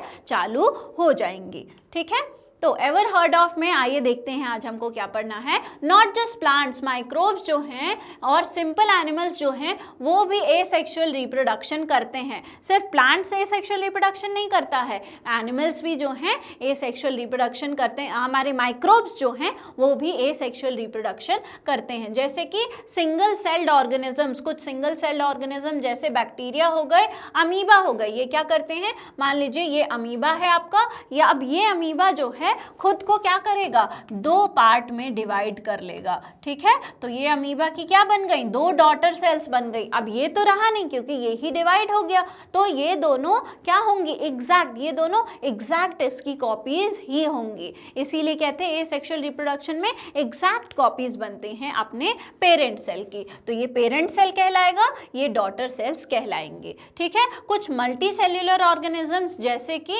एल्गे हो गए, ये रीग्रो कर लेते हैं अपने कट पार्ट से। एल्गी है, उसका कोई पार्ट कट हो गया, वहां से जो है वो वापस से रीग्रो करके पूरा का पूरा एल्गी बना लेंगे। ठीक है, हाइड्रा हो गई, हाइड्रा जो है एक सिंपल एनिमल होता है। हाइड्रा में क्या होता है, बडिंग होती है, एक बड जैसा उसकी बॉडी में बनता है, मैच्योर होने के बाद वो बड निकल जाता है। तो हाइड्रा ने एक दूसरा हाइड्रा जो है बना दिया, किस प्रोसेस से, बडिंग के प्रोसेस से। ठीक है, अब प्लेनेरिया, प्लेनेरिया क्या होती हैं, प्लेनेरिया एक तरह की फ्लैटवर्म होती हैं जो कि रीग्रो हो जाती हैं फ्रैगमेंट से अपनी बॉडी के। मान लीजिए पानी में प्लेनेरिया जा रही है, पत्थर से टकरा के क्या हो गई, ब्रेक हो गई। आप देखिए ये प्लेनेरिया थी, ब्रेक हो गई, ऊपर से ये दो पार्ट्स में डिवाइड हो गई, तो ऊपर से वापस से ग्रोथ हो गई, पूरा प्लेनेरिया बन गया, और यहाँ पे भी वापस से ग्रोथ हो गई, तो ये दो नए प्लेनेरिया जो है दो पार्ट से बन गए। ठीक है, तो प्लेनेरिया में क्या हो गया, हमारा रीजेनरेशन हो गया, हाइड्रा में बडिंग देखने को मिली। तो ये सारे प्रोसेसेस जो है हमको माइक्रोब्स में एसेक्सुअल रिप्रोडक्शन के एग्जाम्पल्स में देखने को मिलते हैं। सेक्सुअल रिप्रोडक्शन देख लेते हैं। सेक्सुअल रिप्रोडक्शन में टू पेरेंट्स की जो है ज़रूरत होती है, उनको यूजुअली हम मेल और फीमेल बोलते हैं। ये एनिमल्स में जो है बहुत ही इजीली देखने को मिलते हैं, लेकिन फ्लावरिंग प्लांट्स में भी जो है, क्या आपको पता है फ्लावरिंग प्लांट्स में भी मेल और फीमेल पार्ट होते हैं। हमने पॉलिनेशन में पढ़ा था कि जो हमारा पिस्टिल होता है, जो हमारा कार्पिल होता है, वो क्या होता है, फीमेल पार्ट होता है, और जो हमारा स्टेमिन होता है वो क्या होता है, हमारा मेल पार्ट होता है। तो मेल और फीमेल पार्ट जो हैं वो हमारे प्लांट्स में भी प्रेजेंट होते हैं। कुछ माइक्रो ऑर्गेनिजम्स जैसे कि बैक्टीरिया हो गए, ईस्ट हो गए, उनके पास भी दो मेटिंग टाइप्स होते हैं, और वो जो है दो पेरेंट्स की तरह काम करते हैं, और फिर सेक्सुअल रिप्रोडक्शन उसमें भी हमको देखने को मिलता है। ठीक है, तो स्पेशल सेल्स जो कि हमको रिप्रोडक्शन में हेल्प करते हैं, आइए उनके बारे में जान लेते हैं। तो आप सोच रहे होंगे कि दोनों पेरेंट्स जो है जेनेटिक मटेरियल दे रहे हैं, तो क्या होगा, जेनेटिक मटेरियल दो दो सेल दिया, 4 हो गए, 8 हो गए, जैसा मैंने बताया था, तो ये तो जो है बहुत ही ज़्यादा अमाउंट ऑफ इंस्ट्रक्शन बढ़ता जाएगा। लेकिन ऐसा नहीं होता है। ऐसा क्यों नहीं होता है, क्योंकि हर पेरेंट जो है एक स्पेशलाइज्ड रिप्रोडक्टिव सेल बनाता है जिसको गैमीट बोलते हैं। वो जो मैं आपको बता रही थी कि एक एक सेल आकर जुड़ते हैं आपस में, और फिर जो है एक एक पार्ट ऑफ वो जो क्रोमोसोम था, डबल क्रोमोसोम था, उसका पेयर था, वो एक एक जो है पार्ट आके जब जुड़ता है तो वो क्या कहलाते हैं, वो एक एक पार्ट जो है, एक पार्ट मेल गैमीट, एक पार्ट फीमेल गैमीट, और आके ये स्पेशलाइज सेल जो है वो मिल जाते हैं। अब इन स्पेशलाइज सेल्स के पास मेल गैमीट आया, फीमेल गैमीट आया, मिल गया, ये भी तो सेल ही हैं। इन सेल्स के अंदर क्या होंगे, इन सेल्स के अंदर क्रोमोसोम होंगे। तो इन सेल्स के अंदर का जो हमारा सेक्स क्रोमोसोम है उसका आधा आधा पार्ट आपस में मिलके नया ऑर्गेनिज्म जो है वो बनाएगा। और इन्हीं गैमीट्स में क्या होता है, जो जीन्स हैं, जो जेनेटिक मटेरियल हैं, वो स्टोर होता है और हाफ जो है वो स्टोर होता है। ठीक है, जब मेल और फीमेल गैमीट ज्वाइन करते हैं तो वो एक नया सेल बनाते हैं और कंप्लीट नए सेट ऑफ इंस्ट्रक्शंस जो हैं, आधे आधे ईच पेरेंट से आ रहे हैं, आधा आधा जो है क्रोमोसोम, आधा आधा जो है हमारा जेनेटिक मटेरियल आके एक complete set of genetic material बना लेता है। अब बेबीज जो हैं वो एग्जैक्टली अपने मदर और फादर जैसे नहीं दिखते हैं, ब्रदर सिस्टर भी आपस में जो है एक जैसे नहीं दिखते हैं। क्यों? क्योंकि ये जो मिक्सिंग हो रही है जेनेटिक इन्फॉर्मेशन की, उसकी वजह से हर गैमीट के पास अलग अलग सेट ऑफ इंस्ट्रक्शन होते हैं, चाहे आई कलर हो, हेयर टाइप हो, हाइट हो, कुछ भी हो। तो ये अलग अलग मिक्सिंग की वजह से क्या होता है, अलग अलग तरीके के हमको गैमीट्स जो हैं वो देखने को मिलते हैं। ये जो इंस्ट्रक्शंस हैं ये डिफरेंट वेज में हर बार मिक्स होते हैं, इसीलिए हर चाइल्ड जो है वो यूनिक होता है। ठीक है, तो एक चाइल्ड जो है वो क्या करेगा, सिमिलैरिटी भी रखेगा, अपने मदर से कुछ ट्रेट्स लेगा, अपने फादर से कुछ ट्रेट्स लेगा, लेकिन फिर भी कंप्लीटली जो है उनसे डिफरेंट भी होगा। ठीक है, अब हम प्लांट्स में जानते हैं कि आखिर प्लांट्स में सेक्सुअल रिप्रोडक्शन कैसे होता है। तो प्लांट्स जो हैं वो यूज़ करते हैं डिफरेंट पार्ट्स फ्लावर्स के प्रोड्यूस करने के लिए, क्या, मेल और फीमेल गैमीट्स। ठीक है, हमने पढ़ा था अभी प्लांट्स के जो रिप्रोडक्टिव पार्ट्स होते हैं वो क्या होते हैं, ये जो हमारा कार्पेल है ये हमारा फीमेल रिप्रोडक्टिव पार्ट है, और ये जो हमारा एंथर प्लस ये जो फिलामेंट है इसको एक साथ हम स्टेमिन बोलते हैं, ये हमारा क्या है, मेल रिप्रोडक्टिव पार्ट है। ठीक है, तो पोलन ग्रेन्स जो हैं वो कहाँ पर होते हैं, एंथर के अंदर होते हैं। एंथर के अंदर वो पाउडरी सब्सटेंस पोलन ग्रेन होता है जो कि मेल गैमीट कहलाता है, और ओव्यूल्स जो हैं वो प्रेजेंट होती हैं हमारी फीमेल रिप्रोडक्टिव पार्ट में, जिनको हम फीमेल गैमीट जो है बोलते हैं। पोलन का जो है पॉलिनेशन होता है, हमको पता है ट्रांसफर ऑफ पोलन होता है अलग अलग तरीकों से, विंड से, इंसेक्ट से, एनिमल से पोलन जो है एक जगह से दूसरी जगह जाता है। तो जब मेल और फीमेल गैमीट मिलते हैं, जब पोलन आके इसमें अंदर चला जाता है और जब ये मेल और फीमेल गैमीट मिलते हैं तो उसको हम क्या कहते हैं, फर्टिलाइजेशन का प्रोसेस। कौन सा प्रोसेस, फर्टिलाइजेशन का प्रोसेस। और वहां से फॉर्म होता है जाइगोट, जो कि जाइगोट अगर क्या हुआ, यहाँ पर मेल और फीमेल गैमीट मिले तो यहाँ अंदर जो है क्या फॉर्म हुआ, ओव्यूल मिला हमारा, और यहाँ से पोलन आया वो मिला, और वहाँ पे जाइगोट बना। अब ये जाइगोट जो है वो मैच्योर होके क्या बना लेगा, ये जाइगोट जो है वो सीड बना लेता है। अब ये जाइगोट के आसपास का जो एरिया है वो क्या बन जाता है, वो बन जाता है, वो जो स्वॉलन पार्ट है वो बन जाता है हमारा फ्रूट। ठीक है, तो ओव्यूल जो था, जहाँ पे ये जो ओव्यूल है ये क्या बन गया, ये जो है स्वॉलन पार्ट जो है वो क्या बन गया, वो बन गया हमारा फ्रूट। और जो अंदर जहाँ पर फर्टिलाइजेशन हुआ है, जब वो मिले हैं हमारे पोलन और हमारा फीमेल गैमेट, वो क्या है, वो बन गए हमारे सीड। ऑलराइट, अब जब बर्ड्स और एनिमल्स जो हैं इन फ्रूट को खाते हैं तो क्या होता है, बर्ड्स एंड एनिमल्स खा रहे हैं, कभी चोंच से ले जा रहे हैं तो सीड इधर उधर गिर गए, कभी उन्होंने खा लिया और कहीं पर एक्सक्रीट आउट किया तो वहाँ पे जो है सीड वगैरह गिर गए। तो इस तरीके से जो है सीड जो है वो स्प्रेड होते रहते हैं। तो इसी तरीके से बनियान सीड जो है एक बर्ड ने खाया और दूसरी जगह जो है जाके क्या किया, एक्सक्रीट कर दिया, और वहाँ पर क्या हुआ, मान लीजिए घर की कहीं क्रैक वगैरह, बिल्डिंग्स में क्रैक है, वहाँ पे जाके एक्सक्रीट कर दिया, तो वहां से नया बनियान ट्री जो है निकलने लगता है। और उसकी वजह से उसका जो उसके पीछे का जो रीजन है वो ये ही होता है। हमने ग्रेड 6 में पढ़ा था जर्मिनेशन ऑफ सीड, ठीक है, जहां पे आपने टाइनी शूट्स और लीव्स को जो है अपीयर होते हुए देखा था, है ना। तो सीड जब जर्मिनेट होता है तो उसमें से छोटा शूट निकलता है और लीव्स जो है वो भी निकलती हैं।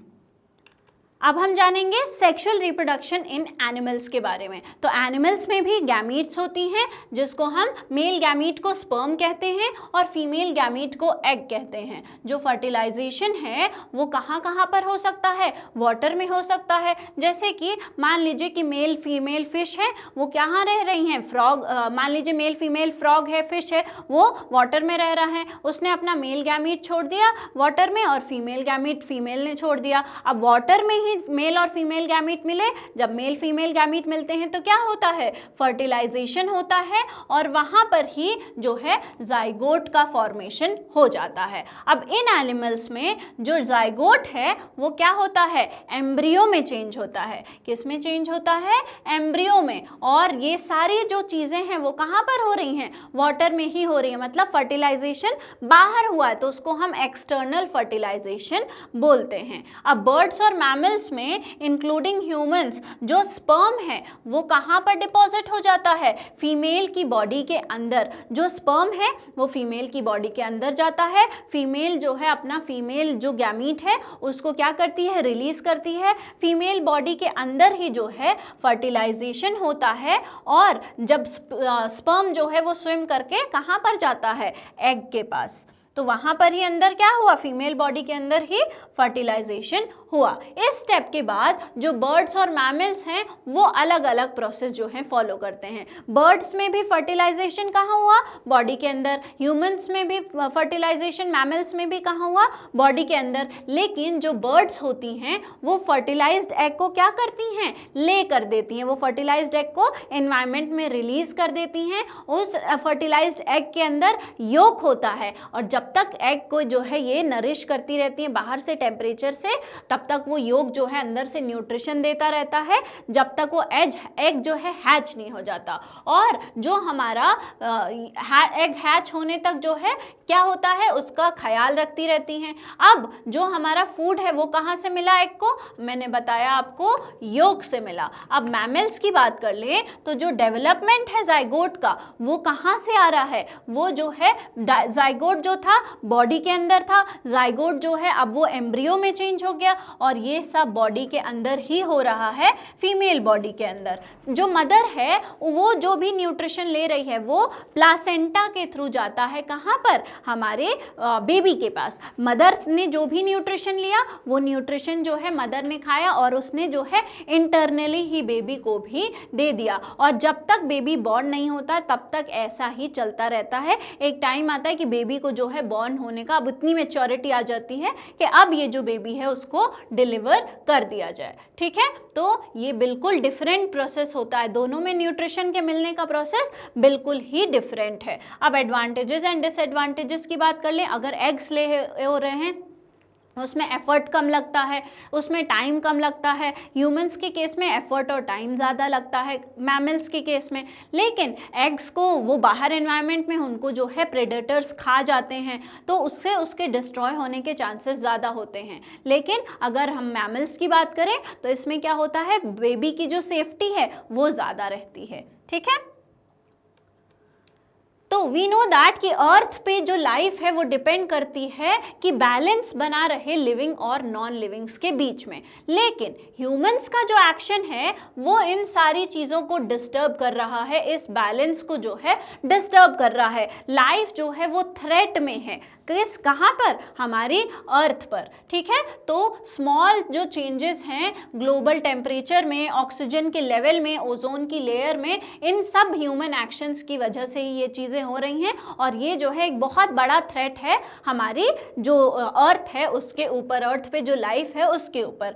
आज जो सबसे बड़ा एनवायरमेंट चैलेंज है जिसको हम ट्रिपल प्लैनेटरी क्राइसिस बोलते हैं वो क्या है? कि अर्थ जो है वो तीन चीजें हैं। ट्रिपल प्लैनेटरी क्राइसिस, तीन क्राइसिस क्या क्या है? पहला क्लाइमेट चेंज, दूसरा बायोडाइवर्सिटी का लॉस और तीसरा पोल्यूशन। ये तीनों एक साथ क्या कहलाती हैं? ट्रिपल प्लैनेटरी क्राइसिस कहलाती हैं और ये सबसे बड़ा एनवायरमेंटल चैलेंज आज के टाइम पर है। हम क्या करते हैं? फॉसिल फ्यूल्स को बर्न करते हैं, जैसे ऑयल हो गया, कोल हो गया। इससे क्या होता है? ग्रीन हाउस जो है इफेक्ट वो बढ़ता है। ग्रीन हाउस का जो गैसेस हैं उनका एमिशन ज़्यादा होता है है, और अगर कार्बन डाइऑक्साइड ज़्यादा निकलेगा वो ज़्यादा हीट ट्रैप करके रखेगा और टेम्परेचर बढ़ेगा, तो उसको हम क्या कहते हैं कि ग्लोबल वार्मिंग जो है वो कॉज हो रही है। नॉर्मली अर्थ जो है वो अपना बैलेंस जो है बनाकर रखती है। कार्बन डाइऑक्साइड जो है ट्रीज हो गए, प्लांट्स हो गए, टाइनी ओशन जो प्लैंकटॉन्स हैं वो क्या करते हैं, यूज़ कर लेते हैं फोटोसिंथेसिस में और ऑक्सीजन रिलीज कर देते हैं। थोड़ा बहुत जो कार्बन रहता है वो इतना कार्बन डाइऑक्साइड जो है वो ग्रीन हाउस इफेक्ट को जो है दिखाता है और अर्थ की नॉर्मल टेम्परेचर मेंटेन करके रखता है। लेकिन जब हम फॉसिल फ्यूल्स वगैरह बर्न करते हैं तो एक्स्ट्रा कार्बन, फॉसिल फ्यूल्स का अर्थ के अंदर सालों से दबे हुए थे, वो एक्स्ट्रा कार्बन निकाल के हमने एनवायरनमेंट में छोड़ दिया, तो उसकी वजह से वो बहुत ज़्यादा कार्बन डाइऑक्साइड निकला और भी गैसेस निकले। तो जो हमारी अर्थ है वो उसको उतनी जल्दी जो है उस एक्स्ट्रा कार्बन डाइऑक्साइड को उतनी फास्ट जो है यूज़ नहीं कर पाती है और इसकी वजह से क्या होता है, ग्लोबल वार्मिंग होती है। अब अगर थोड़ा भी इंक्रीज होगा टेम्परेचर तो क्या होगा, हमारे ग्लेशियर्स मेल्ट होंगे, वो मेल्ट होंगे तो हमारा जो सी का लेवल है बढ़ेगा, आसपास की जगहों पे फ्लड आएगा और उसकी वजह से वेदर खराब होगा। हमारे जो वहाँ के ह्यूमन हैं, वहाँ के जो एनिमल्स हैं, प्लांट्स हैं, उन सब को जो है क्या होगा, असर पड़ेगा। तो ये जो लॉन्ग टर्म चेंजेस हैं टेम्परेचर में, रेनफॉल में, वेदर के पैटर्न में, इसको हम क्या कहते हैं, क्लाइमेट चेंज कहते हैं। ऑलराइट, जब नेचुरल हैबिटेट जो है डिस्ट्रॉय होता है, प्लांट्स और एनिमल्स जो हैं वो डिसअपियर होते हैं, इससे अपसेट होता है क्या, इकोसिस्टम। किसी का नेचुरल हैबिटेट जो है आपने डिस्ट्रॉय कर दिया, अब वहाँ के रहने वाले एनिमल्स कहाँ जाएंगे, कहीं अपने लिए जो है शेल्टर ढूंढेंगे। शेल्टर मिल गया तो ठीक है, नहीं तो वो बेचारे की लाइफ जो है वो हैम्पर हो जाती है। उसकी वजह से ये जो बैलेंस है इकोसिस्टम का वो क्या होता है, वो भी डिस्टर्ब हो जाता है। तो हमने चैप्टर 12 में देखा था कि अगर ग्रासेस जो हैं वो वैनिश हो जाती हैं तो एनिमल्स जो उन पे फीड करते हैं, जैसे कि डियर हो गए, ग्रास हॉपर्स हो गए, अब क्या होगा, उनकी जो है पॉपुलेशन कम होने लगेगी क्योंकि उनका खाना ही नहीं है। अब जो एनिमल्स इन डियर को खाते थे, ग्रास हॉपर्स को खाते थे, वो भी क्या होंगे, ये एनिमल्स की क्राइसिस होने लगेगी तो उनका फूड भी चला गया, उनका फूड चला गया तो उनकी पॉपुलेशन जो है वो भी क्या होने लगेगी, कम होने लगेगी, एक्सटिंक्ट जो है वो होने लगेंगे। ठीक है,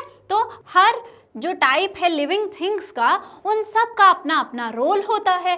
ठीक है, अगर आपने उसमें से किसी भी एक सेगमेंट को क्या किया, ब्रेक कर दिया या वहाँ से डिस्ट्रॉय कर दिया, तो पूरा ये जो नेचर का सिस्टम है लाइफ को सपोर्ट करने का, वो क्या होता है, डिस्टर्ब हो जाता है। ठीक है, अब आप पोल्यूशन कर रहे हैं, इससे जो है और प्रॉब्लम होती है। एयर पोल्यूशन जो कि फैक्ट्री से, व्हीकल्स से आ रहा है, उससे क्या हो रहा है, वो जो है नेचर को हार्म करता है, लोगों को हार्म करता है, उससे हमको ब्रीदिंग प्रॉब्लम्स होती हैं, क्रॉप्स को जो है डैमेज करता है। स्मॉग का जो स्मोक की क्वांटिटी है वो एयर में बढ़ रही है, एसिड रेन करवाता है। क्लाइमेट चेंज जो है वो हर चीज़ को अफेक्ट करता है, क्रॉप की ग्रोथ से लेकर जो वाटर है जो कि वाइल्ड लाइफ के लिए है, साथ ही साथ ह्यूमन हेल्थ, इन सारी चीज़ों को क्लाइमेट चेंज जो है वो अफेक्ट करता है। तो लाइफ को अर्थ पे प्रोटेक्ट करने के लिए हम लोगों को क्या करना चाहिए, पोल्यूशन कम करना चाहिए, क्लीन एनर्जी जैसे कि सोलर एनर्जी, विंड एनर्जी है उसको यूज़ करना चाहिए और सही चॉइसेस जो है करना चाहिए। हम ऑलरेडी पढ़ चुके हैं कि अर्थ जो है एक बैलेंस, जब इकोसिस्टम में बैलेंस रहता है तभी जो है अर्थ पे चीज़ें अच्छे से फ्लरिश कर पाती हैं, सर्वाइव जो है कर पाती हैं। हाउएवर ये जो बैलेंस है इसको हमारे एक्शंस की वजह से क्या हो रहा है, ये बैलेंस जो है वो डिस्टर्ब हो रहा है। जैसे कि मान लीजिए थोड़ा सा कम हो गया ऑक्सीजन या ज़्यादा हो गया, जो हमारा टेम्परेचर है वो ऊपर नीचे हो गया, ओजोन लेयर है वो ऊपर नीचे हो गया, इसकी वजह से जो लाइफ है अर्थ पर वो डेंजर में आ जाती है। ओजोन लेयर आपने डिस्टर्ब कर दी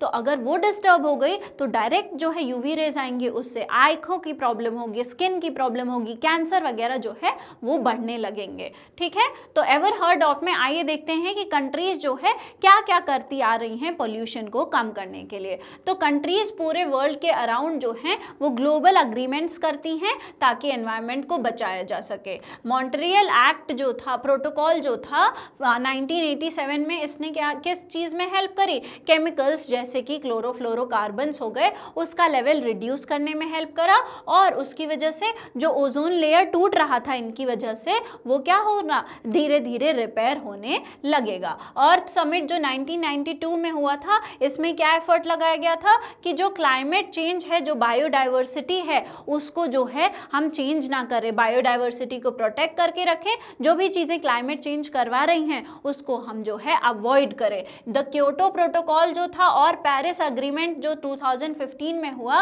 उसमें कंट्रीज ने कमिट किया कि ग्रीन हाउस गैस का एमिशन जो है, जो उसका प्रोडक्शन हो रहा है, उसको हम क्या करेंगे, कम करेंगे। पेरिस एग्रीमेंट ने जो है गोल सेट किया था कि 1.5 डिग्री सेल्सियस से ज़्यादा ग्लोबल वार्मिंग नहीं होना चाहिए, लेकिन अभी 2025 की बात करें तो इस गोल के भी हम बहुत ज़्यादा दूर हैं, ये गोल किसी ने भी अभी तक अचीव नहीं किया है।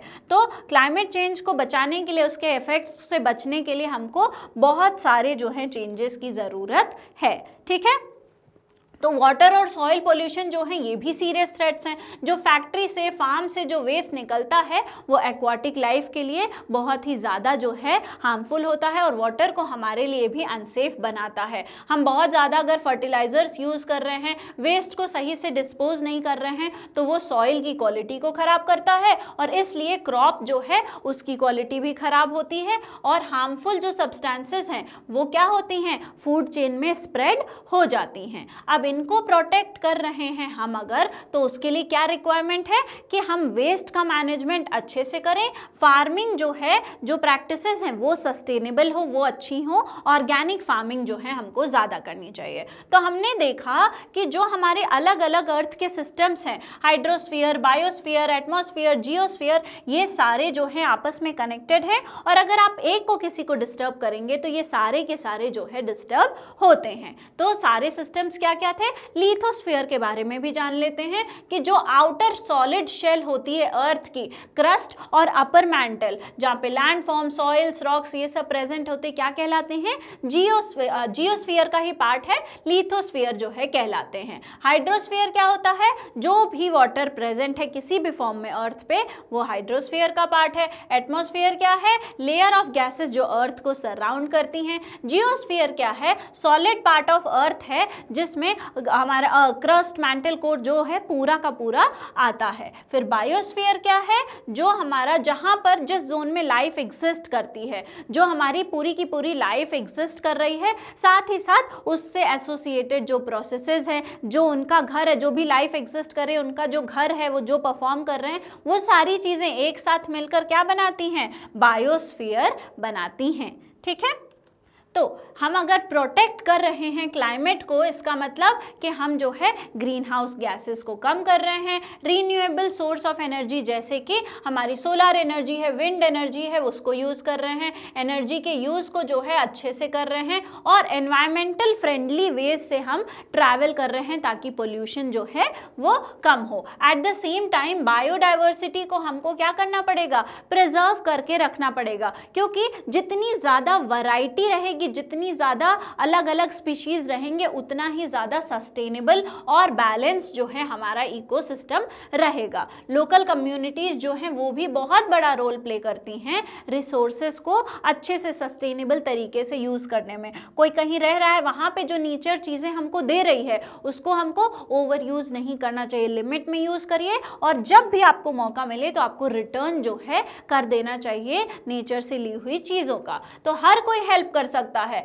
आप आपके कपड़े हैं, प्लास्टिक है, जो भी वेस्ट है उसको जो है, जो भी चीज़ें रीयूज हो सकती हैं, रिपेयर हो सकती हैं, रिसाइकल हो सकती हैं, उनको हमको करते रहना चाहिए। छोटे एक्शंस जो है जैसे कि एनर्जी सेव करना, वाटर बचाना, ये सारी चीज़ों जो है बहुत बड़ा इम्पैक्ट डालती हैं। लोगों को जो है बताना, इन सब चीज़ों के बारे में अपनी आइडिया शेयर करना, लोगों को एनकरेज करना, एक्नॉलेज करना, इन सारी चीज़ों को, ये भी जो है एक बहुत बड़ा बड़ा डिफरेंस क्रिएट करता है। तो इन शॉर्ट इस चैप्टर में हमने क्या देखा कि लाइफ को सस्टेन करने के लिए अर्थ पे हमको जो है हर कोई, चाहे छोटी लोकल कम्युनिटी हो या फिर बड़े बड़े लीडर्स हों, सबको एक साथ आना पड़ेगा, क्योंकि लाइफ अर्थ पे तभी पॉसिबल है जब हमारे सारे के सारे फैक्टर्स एक इकोसिस्टम में बैलेंस्ड वे में एक साथ आकर के काम कर रहे हैं। ठीक है, तो ये हमने जो चैप्टर था हमारा उसको रिवाइज कर लिया है, इसके सारे टॉपिक्स को हमने कवर कर लिया है और इसी के साथ क्लास 8th का साइंस जो था वो हमने कंप्लीट कर लिया है। आई होप जो है कि आपको आपके जो डाउट्स हैं अब वो क्लियर हो गए होंगे। अगर कोई डाउट है किसी भी लेक्चर में तो आप मुझे कमेंट बॉक्स में पूछ सकते हैं। और आज के लिए बस इतना ही। अब हम जो है इस अपनी क्लास 8th की जो कोर्स है उसको बाय बाय बोलते हैं। तो थैंक यू वेरी मच। और अगर आपको हमारे और भी लेक्चर्स के वीडियोस देखने हैं तो वो बिल्कुल फ्री में अवेलेबल हैं हमारे मैग्नेट ब्रेन्स के यूट्यूब चैनल, मोबाइल एप्लीकेशन और हमारी वेबसाइट पे। साथ ही साथ ई नोट्स और ई बुक्स का लिंक आपको डिस्क्रिप्शन बॉक्स में मिल जाएगा। और हमारे जो अदर टॉप कोर्सेज हैं जो कि इंग्लिश और हिंदी दोनों ही मीडियम में हैं वो भी हाई क्वालिटी में अवेलेबल हैं। तो इस लेक्चर को ज़्यादा से ज़्यादा शेयर करिए, लाइक करिए, हमारे चैनल को सब्सक्राइब करिए, पढ़ते लिखते रहिए, हंसते मुस्कुराते रहिए। Thank you very much.